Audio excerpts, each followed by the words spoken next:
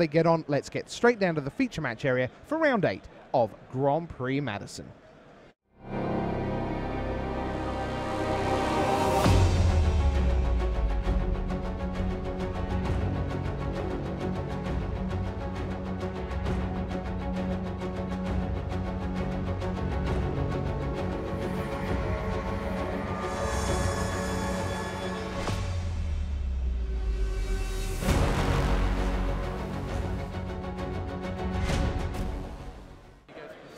Hello everyone, welcome to round number 8 here at Grand Prix Madison. Rich Hagan and Randy Bueller with you in the booth. You see the feature match area there. Andrew Cuneo on the left, starting off with the Forest against Jack Dobbin with Plains. It is a second Forest for Cuneo. First play of the game will be Jack Dobbin, and it is a Coral Helm Guide 2-1. Then you have the chance to make something unblockable. Here's the first Lifespring Druid I've seen on camera. Chance to accelerate mana and also fix any color you want.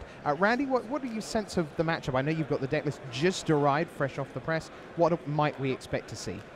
Well, Andrew's just green-white. We saw him build this deck a little bit, so it's got some solid cards. It seems like a pretty straightforward green-white build. I'm trying to remember, we watched him build this a long time ago. Yeah, he's just sure the people out there have seen it more recently than we have. That is certainly true. Ghostly Sentinel came down for Andrew Cuneo on turn 4, accelerating 1 ahead of time thanks to Lifespring Druid. Tightening Coils from Jack Dobbin makes that a much less potent threat, and he gets him the McKinley Patrol, and his Coral Helm Guide drops Andrew Cuneo to 16. Yeah, I remember the shtick with Andrew's deck now. He actually has a go-wide deck. He has a million ways to make tokens. Well, I mean, a lot of more ways to make tokens than you normally do in this format. Retreat to Emeria is on that list. He's got the green rare that makes an Eldrazi Scion every turn. From Beyond, Thank you.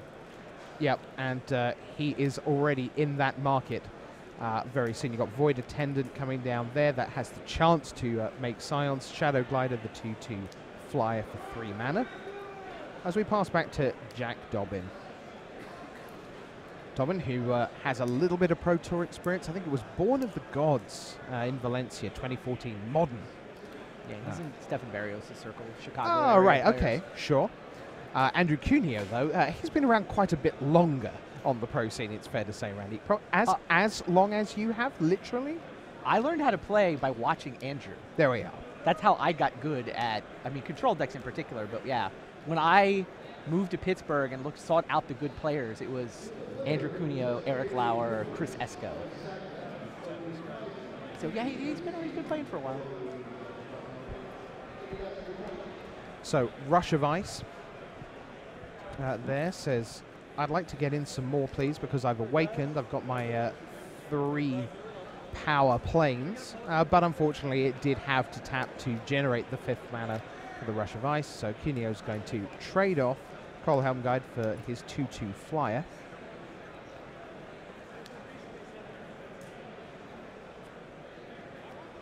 Void Attendant not untapping.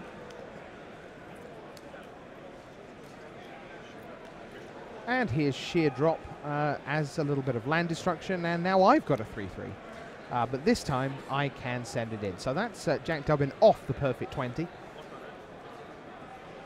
It's been interesting watching so many sealed builds today. I know in the last break we saw Kai and Gabby, both of whom are 5-2, by the way, both of whom are still live, but both of whom are going to have to rattle off 2 wins in a row if they want to make it to day 2. Right.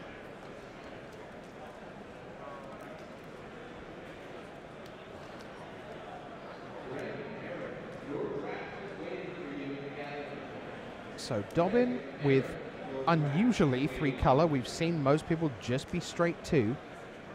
Blue, white, and we guess right now red is the splash. Yeah, 2 mountains. And what is those mountains getting? We'll get ready to have a look at the deck as we see another Tightening Coils come down for the 3/3 Awoken Land. They get him a Touch of the Void and an Angelic Captain. All right, fair enough. Yeah, Touch of the Void you can live without, but you cannot cast that Angelic Captain without getting that little bit of red splash. And Angelic Captain is potentially very powerful.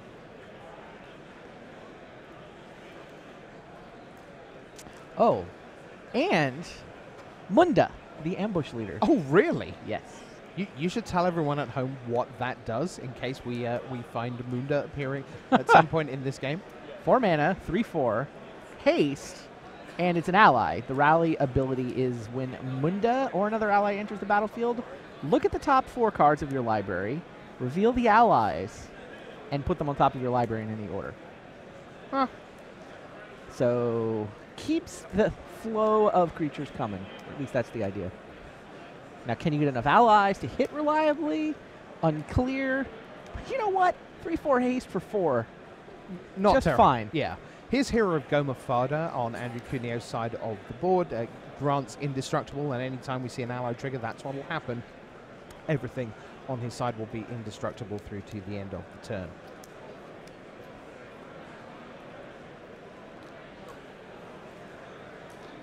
Dobbin with 2 cards in hand, and this is turning into a very grindy affair. Well, I guess tightening coils twice is going to do that for you. Not a lot of power on Dobbin's side of the board right now. 4 in total. And not terrific creatures on Cuneo's side of the board, though that Hero of Goma Fada is currently the best thing out there.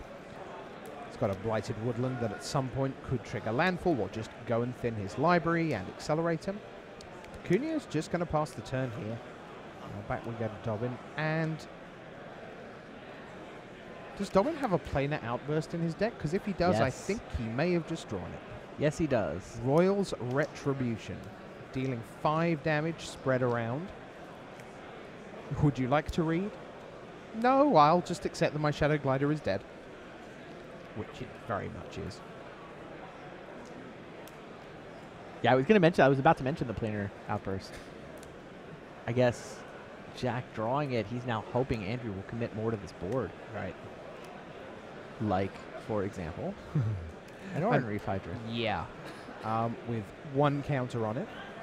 Worth bearing in mind that planar outburst, well, it's obviously going to be good, but it does destroy all non-land creatures.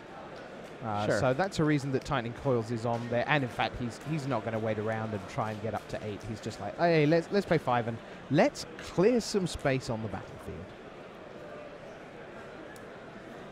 Yeah, Andrew was in top deck mode. He had played his last land in that last creature. Yeah, here's Core Castigator, which, you know, hits reasonably hard as top decks go. It's like a 3/1 and it can't be blocked by Scion. So a couple of turns of this, one attack will achieve parity, or will it? Encircling Fissure and Awaken, and then, yeah. Oran Reef Invoker. Needs 7 mana to become anything other than a 2/2, but when it does, it's a 7/7 trample.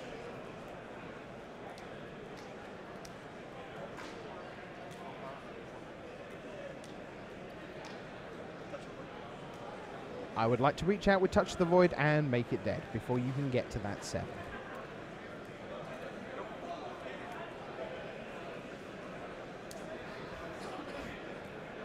Are you going to say draw go, or am I?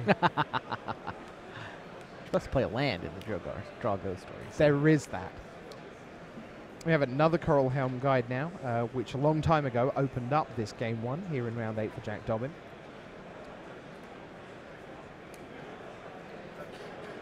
Cuneo has no sensible need to be playing land if that's what he's drawn. He has access to mana and access to get more mana via the Blighted Woodland.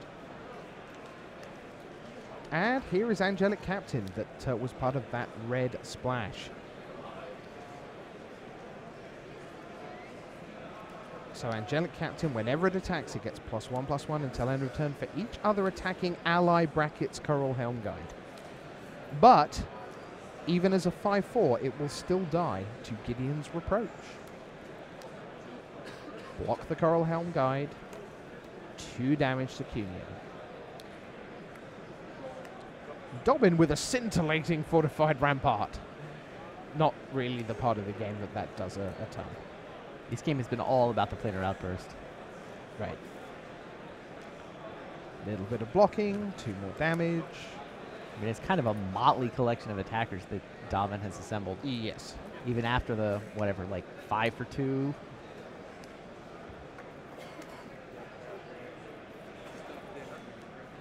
Eyeless Watcher for Andrew Cuneo.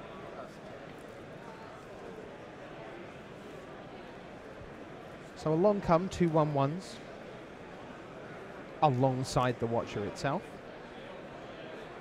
All colorless, of course. Coral Guide's activated ability is now the only way to keep attacking. But it does threaten to end the game in 4 turns. Right. 3 now. It's got to do something.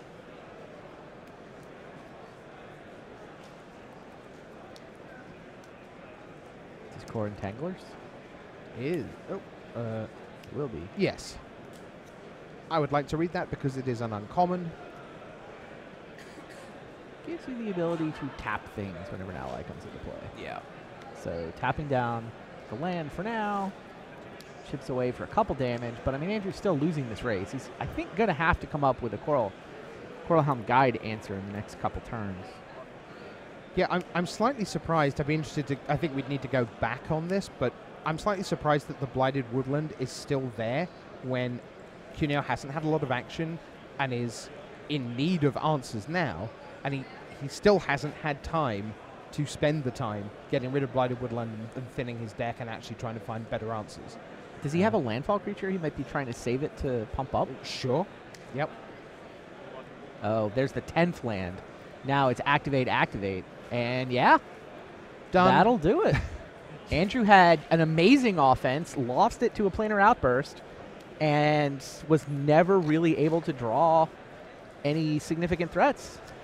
In the background, you can see Mr. Tomohiro Saito of Japan on the left there, and we may get a chance to see what's going on in that game. We do indeed. Don't forget to join Randy, myself, and all the team for Pro Tour Battle for Zendikar. In this match, Saito is on the left. He has a Breaker of Armies, I do believe, and for Scion, up against an Ulamog's Reclaimer, an Angel of Renewal, and a Ruin Processor. Yeah, it's Lewis Kaplan on the other side of this table. Right. Another one of a seemingly never-ending supply of local Wisconsin players who've started making runs at Grand Prix top 8s and Pro Tour success. Right, it's kind of crazy, right? Wisconsin isn't that big, right? I'm not imagining things. It's not like a vast population center as such. Right. Just for Magic, right? Well, it's a Magic hub. It is a Magic hub. It's had a critical mass of... The thing is, to be really good at Magic, you want a critical mass of good players that all playing together so that they can kind of help each other get better. Yeah. And Madison has had that dating, I mean, all the way back to the very first days of the Pro Tour.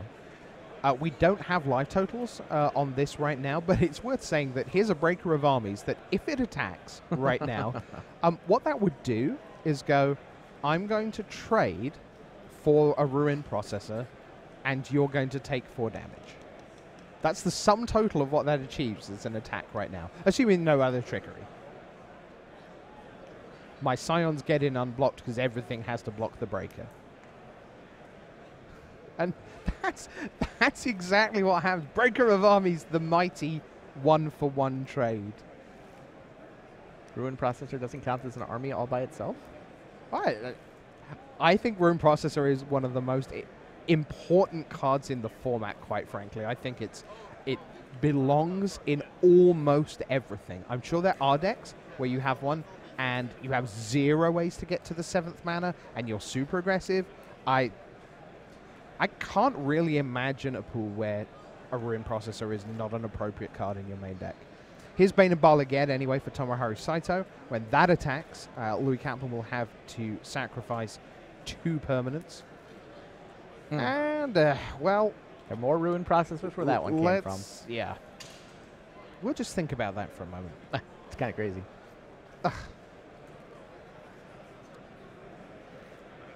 Saito untaps. Meanwhile, is that a Desolation Twin in the Exile Zone?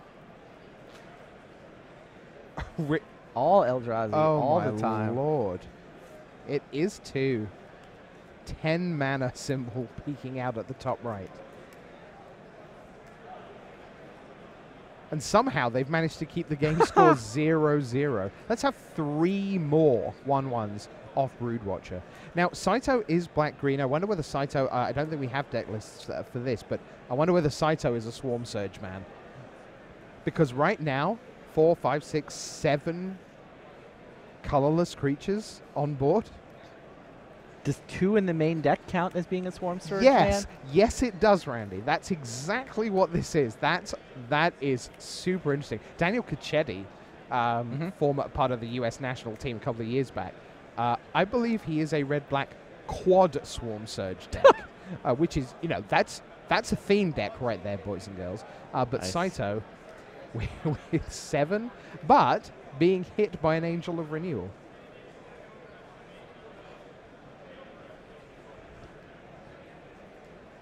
This game's kind of fun. I mean, we obviously missed some fun before we got here, since there's a Desolation Twin that's been exiled. It might have just been ingested.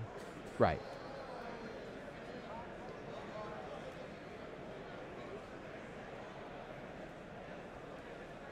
So, you want to keep watching this? I want to see Saito turn everything sideways after a Swarm Surge. Here we go. Let's go picture in picture. If you want to keep an eye on our original match, that's bottom right. But right now, that features things like 1/1s and basic land. Over here, we've got Eldrazi and Ruin Processors and Angels of Renewal and a million Scions that at any moment could be 3/1 first strikers.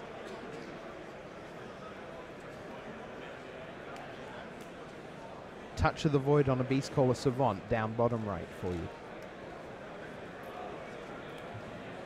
Just for the record, Randy, I cannot correctly identify 2 matches worth of cards in this format, especially when one of them is smaller than my eyeball.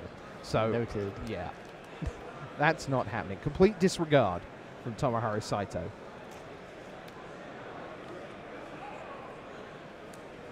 Kaplan still at 17, trying to find a way through the former player of the year, Tomoharu Saito, and the way to do that involves an Angel of Renewal turning sideways.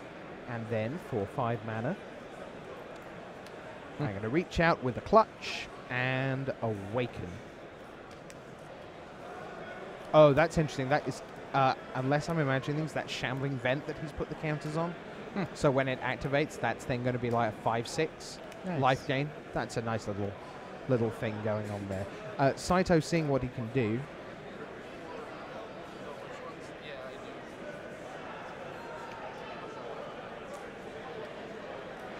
What's he looking at? He's like 3 mana. That's the mana for Swarm Surge, but he's looking at his graveyard. Saito also has Spawning Bed still sitting there, and he's drawn a Swarm Surge. You know, if the Spawning Bed 1 turn later had made 3 more, this would have been it. Right here. You'd have had 9 creatures coming in, but we are deprived of that pleasure. Let's get back to our main game. Saito goes 1-0 down. Maybe we'll get back to this in a little while. But as you can see near screen, we've got Andrew Cuneo underway once again against is that Planar Outburst again?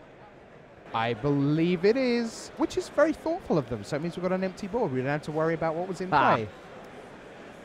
Retreat to Emeria is in, and that I believe is Marassa Ranger, which gets the chance to get bigger. So starts out as a 3/3, what we call a Hill Giant, 3/3 for 4. And then landfall, you can pay 3 and a green. That's a steep cost, but for 3 and a green, you get to put 2 +1/+1 counters. Right now, though, it has been royally spouted, one could almost say, back to the top of the library. So here it is replayed, but Dobbin. Wow, all the way down to 3. Yeah, but stabilizing. Touch of the Void to take out that. Will do that. Here's a 4/4. In it comes, and Gideon's Reproach says go away. Isn't robbing Dobbin of color, though. That was one of 3 planes he had. His Coral Helm Guide for Dobbin now. 2/1 ally, Merfolk as well. Core Entanglers, chance to tap down from Cuneo. 3/4 is also gigantic given what's in play right now. Right.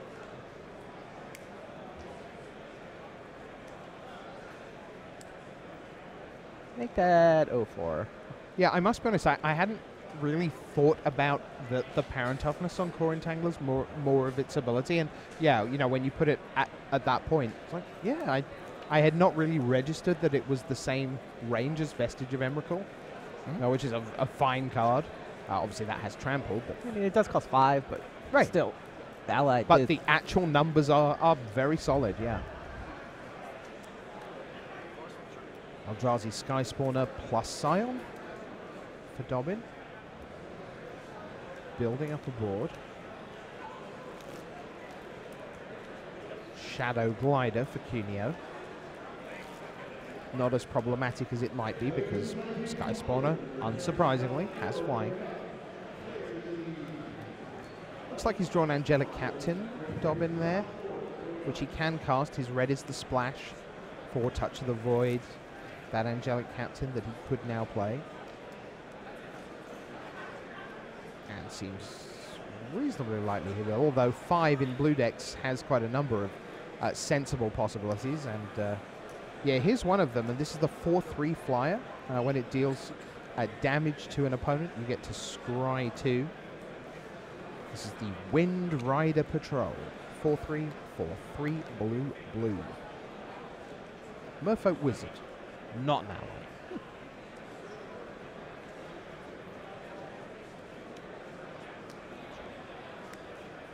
Wow, Shadow Glider's going to attack. Dobbin smells something. Not interested in blocking with this 4/3. Right. Oh, the landfall trigger from the retreat. Yeah, that puts would him have been a straight to trade. 3/3. Yeah. Right, so that Shadow Glider, when a landfall trigger happens, is a lethal threat. Yep. Dobbin didn't even hesitate to jump block. Trading wouldn't have been insane there. Skyline Cascade says your Shadow Glider will not untap. Here's Correct. my Angelic Captain.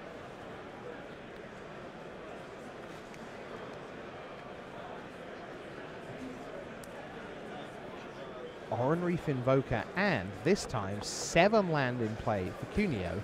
That is going to become a 7/7 Trampler. Isn't it 8? Isn't it 7 and a green? I don't think so. I thought all the invokers were 8. Yeah, all the invokers are 8. Oh, I'm sorry. Sorry about that, boys and girls. Good job you're here, Andy. Well, it didn't matter last game, so I didn't want to bring it up. Well, no, that's good stuff. Yeah, sorry about that. It becomes the 7/7 Trampler. That's where I'm getting 7 from. Were you around for the first run with the invokers? Oh, yes, yes, yes. 1997, my first game of Magic. Tempest pre-release, first tournament. Nice.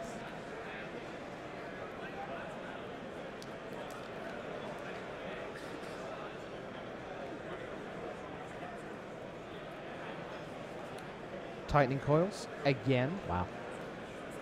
Jack Dobbin's going to win this. Right, I mean, he went 1-0 up with Planar Outburst, essentially, game 1. Fell to 3 here, and it looked as we were coming in like Dobbin had been stumbling on 4 mana and top decked the 5th land for the Planar Outburst on the last possible turn.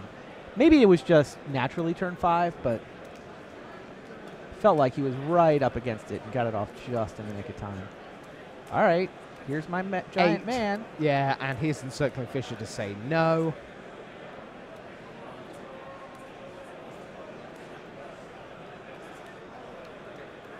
Cuneo looks at that and shakes hands because you've beaten me, Jack Dobbin, and you are at 7-1 with a chance to go 8-1. I am at 6-2, and now Cuneo must play for his tournament life in the final round of the day. So that's that. Meanwhile, either they've had a very, very fast game 2, or they have been shuffling For an awfully long time. Yeah, my money's on the shuffling. Got to be honest. Really? Well, currently it's I don't know. We really weren't there very long. Wow, they shuffled that whole time. We will have to confirm that it really is 1-0 because we don't want to mislead you. But if we can just check that down on the floor, because like you say, it does. That's quite. It's not even like lots of mulligan. Is it mulligans? Could be. It is mulligan. Okay. Okay. So this really is game 2. So away we go with Saito against Kaplan. Saito 1-0 down here. He had the Swarm Surge at the last possible moment, but wasn't able to. Mulligan into a 1-lander. Oh, really? This is not going to last very long. Okay, Kaplan's up to 3 and natural Esper colors in business. And Saito. Oh, dear. can see a Courier Griffin in Kaplan's hand.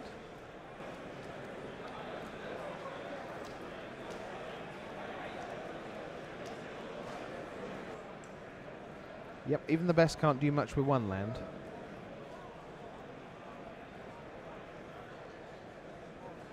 Oof. What do I discard? Never the question you want to be asking yourself. Yeah. The answer you end up with is Rot Shambler. Well, second land does show for up. 2. Yeah. There's a Gnarlid. Right. So 3/3 if he ever gets another land. Meanwhile, Incubator Drone doing its thing, which brought a Scion with it. Here's the Courier Griffin. Kaplan goes to 22.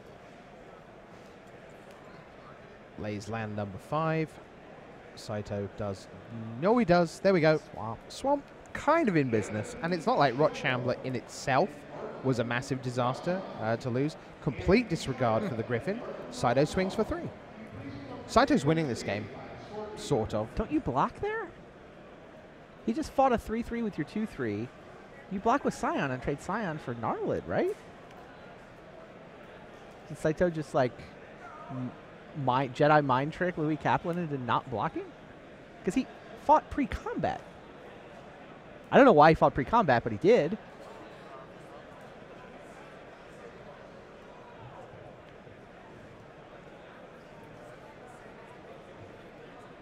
Pilgrim's Eye.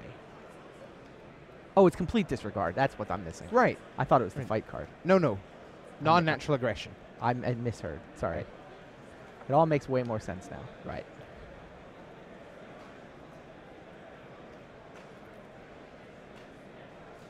Turns out the colorless green cards and the colorless black cards have the same color frame. Because they look kind of colorless, sort of. Kind of. Yeah. Yeah, it's actually a really fun story of how those card frames came to be. You'll hear about that on Inside R&D next week at the Pro Tour. Yeah. In Milwaukee. Yeah, so really cool stuff. Here is Breaker of Armies. That is not good. That is not good. If you're a Tomohiro Saito fan, things are bad. We're using all our years of experience to bring you this information. Well, he has a side leopard as he sweeps up his permanents, which were not going to be permanent for Yeah, very with much a smirk. longer. Not exactly a close game of Magic. Alrighty, so that's Saito Kaplan done. 2-0 to Kaplan. Meanwhile, in planar outburst match, Jack Dobbin defeats Andrew Cuneo 2-0. Now, we do still have Magic to show you. We may need to do a little bit of merry-go-rounding in the feature match area to see what we can bring you. Still playing, as far as we're aware, he says, because one of these is our turbo match.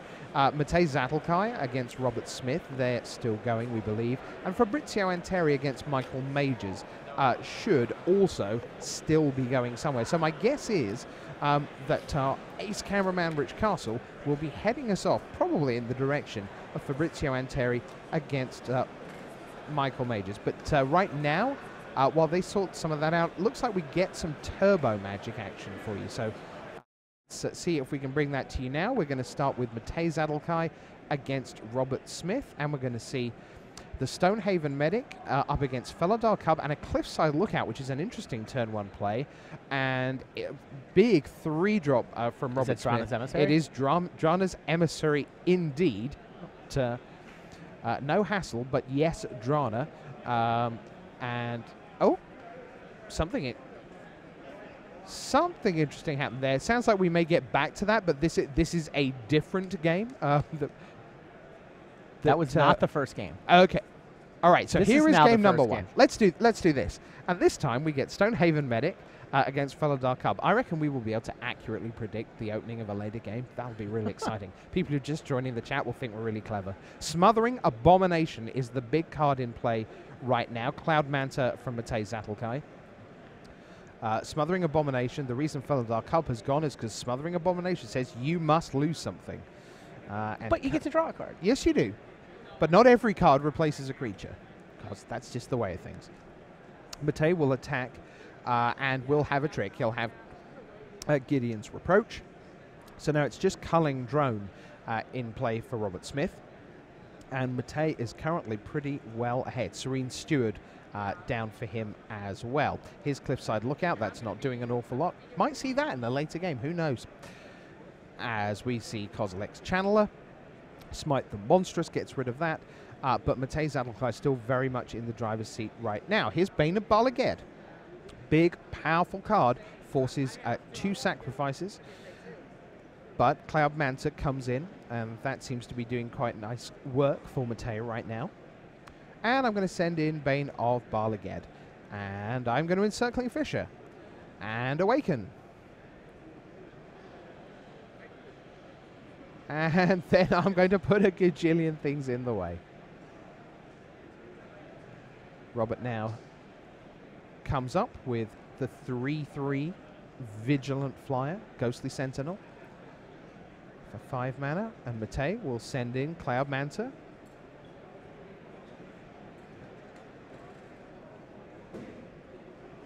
And, yep, taking it. Counters. Robert's got a Blighted Fen, which can force sacrifice of a creature. His Painful Truths are going to draw some cards at some cost. In with the Vigilant Flyer, Ghostly Sentinel. Back to Matej, who has fewer land than he might like.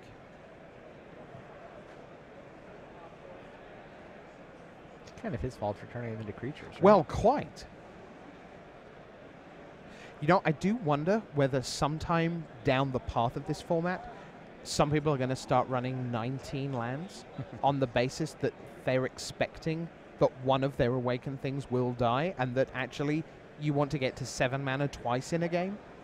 It'd be interesting just to see. It's something that I heard a few whispers about, not for draft particularly, but you know, this Seal format might want you to do that in some decks, particularly a blue-white Awakened deck. We'll see. What we'll see right now is that Robert Smith's 1 Cliffside Lookout is not sufficient. So there we go.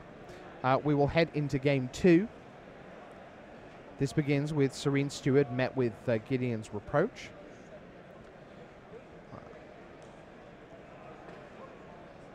Here's an Ondu Greathorn, 2/3. Landfall makes it first strike 4/5. That's a lot. Both the 4/5 and the first strike are pretty significant. First Silent Skimmer I've seen on camera today, which obviously just anecdotal, but I like that card a lot. I'm surprised we haven't seen more of that on camera. 2-power flyer for 4. Oh yeah, I don't mean it's great. I just mean you enjoy the design. Yes, absolutely. Yeah, That's I think fair. Ian Duke's responsible for that one. Yeah, awesome. Reed's brother. Here's Drana's Emissary for Robert Smith on the far end there. One of the build-around uncommons. There's 10 of them in the set to kind of help signpost you in your drafts. You can open something like that at uncommon, pick it, go, I like black-white, I like to gain life. I think I've got possibilities here. Here in Sealed, it's like, is this a signpost to what I play? Well, it was for Robert Smith, who is 1-0 down here in our turbo match of round 8. Remember, Jack Dobbin already defeated Andrew Cuneo 2-0. Louis Kaplan over Tomohiro Saito 2-0. And we believe Fabrizio Anteri and Michael Majors are still playing, with just under 10 minutes left on the round. The penultimate round, for those of you wondering. 9 rounds here on day 1. So there's Ghostly Sentinel again for Robert Smith. And that'll on to do game it. 3. Which, unsurprisingly, we might have expected. Yeah, Oh, look. given that we knew our game was going to start this way, we kind of, if you were paying attention, Yeah. knew Robert Smith was destined to win game 2. Okay, so he's curved out 1, 2, 3. This is Pretty as far as we nice. got. Turn 4 from Matej Zatlkar is a 2 toughness flyer, which is perhaps more important than a 3 power flyer right now, as Robert Smith now gets 4 creatures in play. This is a situation where the Cliffside Lookout could actually do something, because Smith might be wide enough that giving all his creatures +1/+1, even at the low, irony, cost of 5 mana, might be worth doing at some point. We'll keep an eye on that as the game progresses, because no one wants to actually reach out and kill a Cliffside Lookout if they can help it. In comes the Cloud Manta. Here is Sheer Drop. Drana's Emissary can go away. piling all his awaken counters on Right. the one land. Just make it really up to big. 5/5.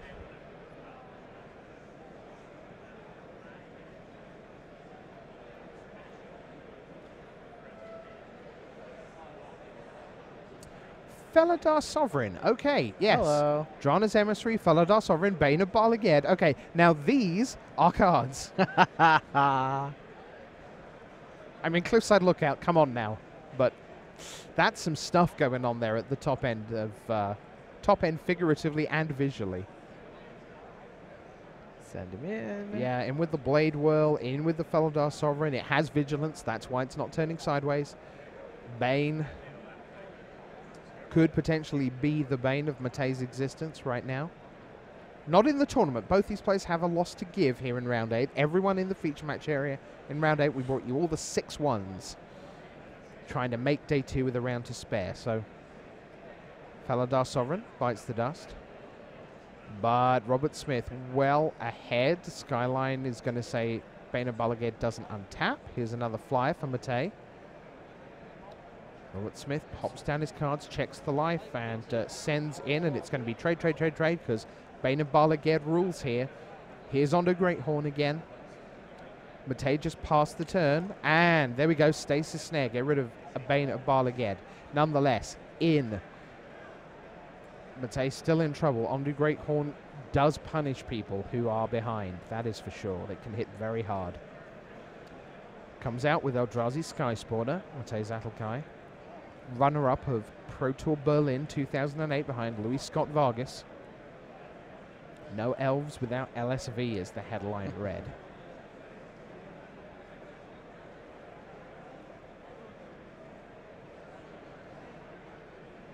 Smith sends in the 2-3, and here's Gideon's Reproach. It's gone. And suddenly Robert Smith is back to having just a Cliffside Lookout, which is what happened in game 1. How is he still alive? Yeah, Mate Zatlkai is coming right back. Grip of Desolation deals with creature. Oh, there we go. And all right. Robert Smith with the win at the end. Gets there. Big Z picks up his second loss, but can still make day 2 if he can win next round. Yep, absolutely. It's squeaky time in round 9. So there you go. That was Turbo Magic here at Battle for Zendikar Day 1.